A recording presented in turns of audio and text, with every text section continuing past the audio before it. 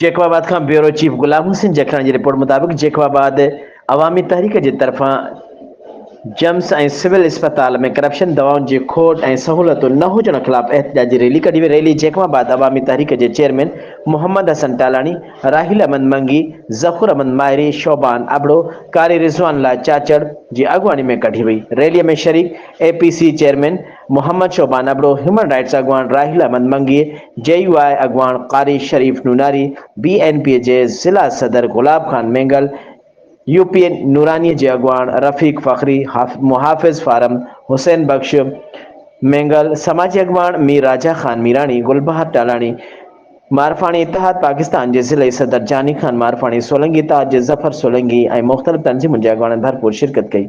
Rally शहीद अल्लाह बख्श Soomro park खां कढी वई। रैली में मौजूद कारकुननि के हथन में बैनर ऐं प्ले कार्ड हुआ, जिते मुज़ाहिरनि सख्त नारेबाज़ी कंदे शहर के मुख़्तलिफ़ रस्तनि खां थींदी शहर के मुख्य प्रेस क्लब पहुता, जिते अगवाननि जो चवणु हो त जम्स ऐं सिविल अस्पताल तबाही के किनारे ते पहुची वई आहे, जिते एमरजेंसी वार्ड, एक्सरे, लेबॉरेटरी वग़ैरह बंद कया विया आहिनि। स्टाफ रूम के नर्सिन दवाउन खां वठी मथे ताईं करप्शन खां कई पई वञे। पेनाडाल गोरी लाइ ॿाहिरि मेडिकल ते मोकिलियो पियो वञे। खेसि ॿाहिरां मेडिकल बंदि कया वञनि, अवाम खे रिलीफ फराहम कयो वञे, न त ॿी सूरत में एतिराज दायरो वधायो वेंदो।